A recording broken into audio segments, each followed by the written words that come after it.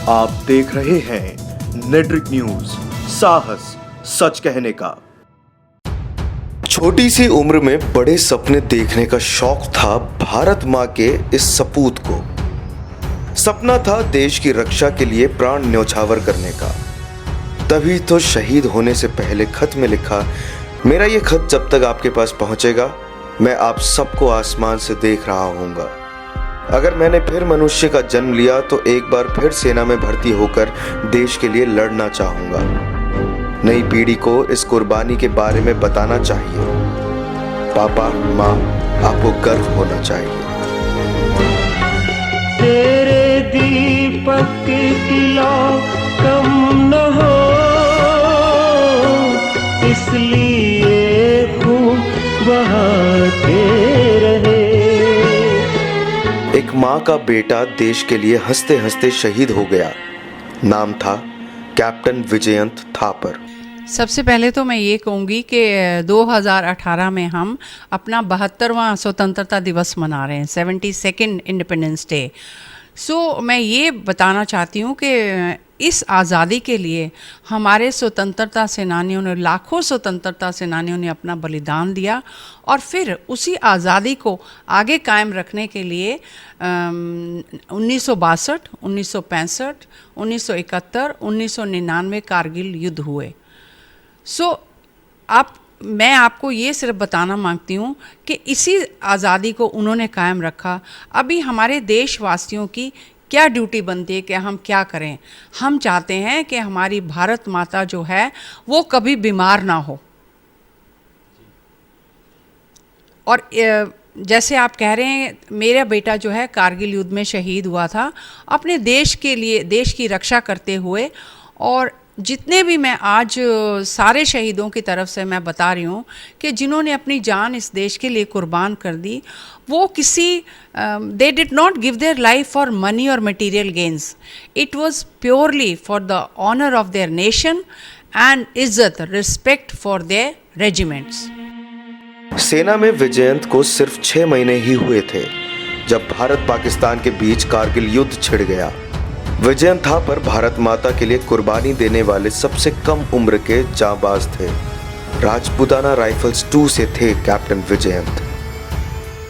मेरे बेटे की जब सबसे पहली विक्ट्री जो इंडिया की थी, जहाँ से उन्होंने फर्स्ट विक्ट्री थी तोलोलिंग की थी, जहाँ से उन्होंने पाकिस्तान को ख़त्म किया था उस चोटी पे जो 16-17 हज़ार की ऊंचाई पर है। क्योंकि तोलोलिंग ऐसी जगह थी जहाँ से श्रीनगर हाईवे और लेह से जो हाईवे आता है वो कनेक्ट होता है। अगर वहाँ हम नहीं उसको, पाकिस्तान को वहाँ से हटाते तो हमारा सब कुछ वहाँ से बंद हो जाता। सो फर्स्ट जो तोलोलिंग कैप्चर किया था इंडियन आर्मी ने, उसमें वो किया था 2 राजपूताना राइफल्स ने। और हमारा बेटा कैप्टन विजयंत थापर 2 राजपूताना राइफल से की पलटन से था। तो उसने मुझसे 2 दिन के बाद बात की कि मम्मा आपको पता लगा हमने तोलोलिंग कैप्चर कर लिया। तो मैंने उसको कहा, मैंने कहा हाँ, मैंने तुम्हारा नाम अखबार में भी पढ़ लिया और मैंने तुम्हारा इंडिया टुडे मैगज़ीन में भी नाम आ गया कि एक यंग लेफ्टिनेंट था जो बहुत एंथुजियास्टिक था और बहुत जोश में जो है वो ऊपर चोटी पर चढ़ाई कर रहा था। तो ये बात हुई और उसके बाद उसने कहा कि अब मैं 20 दिन के बाद आपको दोबारा से कॉल करूँगा। तो मैंने कहा क्यों 20 दिन के बाद क्यों? तो कहते नहीं हमको एक टास्क और मिला है। टास्क मतलब एक और अटैक, तो उसके बाद ही मैं आपसे बात करूँगा। सो 20 दिन के बाद मेरे बेटे की कॉल तो नहीं आई, लेकिन आर्मी हेडक्वार्टर से कॉल आ गई कि आपका बेटा कारगिल में लड़ते हुए शहीद हो गया। विजयंत आर्मी में अपने परिवार की 4थी पीढ़ी से थे। पिता कर्नल वी.एन. थापर को अपने बेटे की शहादत पर नाज है, क्योंकि जून 1999 में कैप्टन विजयंत ने कारगिल के तोलोलिंग पर विजय हासिल की और भारत का तिरंगा लहराया।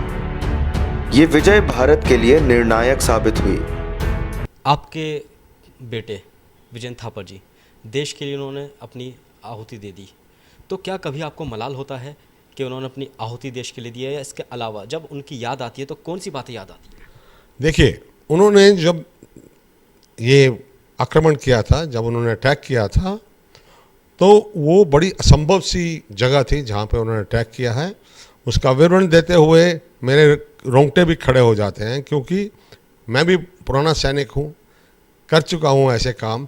लेकिन वो एक ऐसी मुश्किल जगह थी जहाँ पे उनको ये टास्क दिया गया था।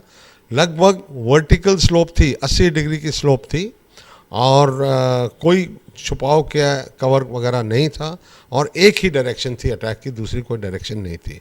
फिर भी उन्होंने अपना कर्तव्य जो था देश की मातृभूमि की तरफ, वो पूरा किया। ना ही पूरा किया, बल्कि उनकी अगर आप आखिरी लेटर पढ़ेंगे जो लिखी उन्होंने हमको और मरणोपरांत हमें प्राप्त हुई, उसमें उन्होंने लिखा था कि मैं आपको मेरे बलिदान के ऊपर गर्व होना चाहिए, कभी भी उससे नीचे मत देखना, कभी भी दुख या और चीज़ों को मत सोचना, सिर्फ ये देखना कि आपको मेरे बलिदान पे गर्व है, और ये सब जो हमने यहाँ पे बलिदान किया है हमने सब लोगों ने, वो आने वाली पुश्तों को बताया जाए। ये उनके चिट्ठी में लिखा हुआ है। दूसरी बात उन्होंने बड़ी महत्वपूर्ण लिखी अपनी चिट्ठी में कि यही मुझे कोई गम नहीं है, मतलब अगर मेरी ज़िंदगी चली जाती है तो मुझे कोई गम नहीं है। अगर ईश्वर ने मुझे अगले जन्म में फिर दोबारा इंसान बनाया तो भी मैं भारतीय सेना ज्वाइन करूंगा और दोबारा दुश्मन से लोहा लूंगा। बाद में उन्हें नॉल एंड लोन हिल पर 3 पिंपल्स से पाकिस्तानियों को खदेड़ने की जिम्मेदारी मिली।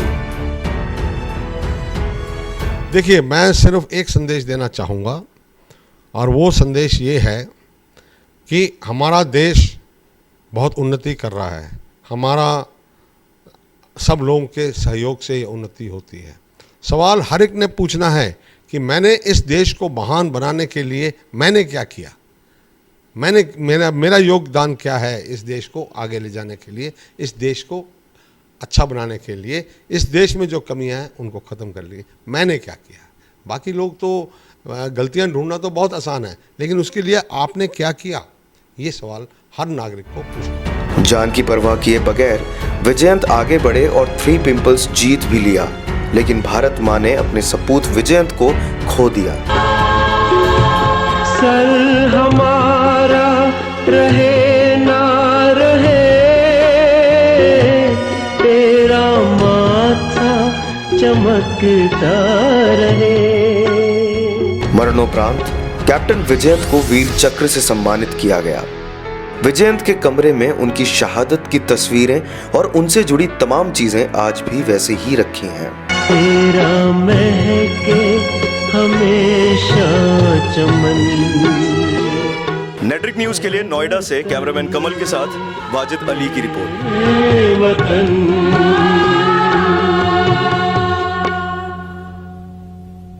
हमारे साथ जुड़े रहने के लिए हमारे YouTube चैनल को सब्सक्राइब करें, साथ ही बेल आइकन को दबाएं। नेटरिक न्यूज की खबरें सबसे पहले देखने के लिए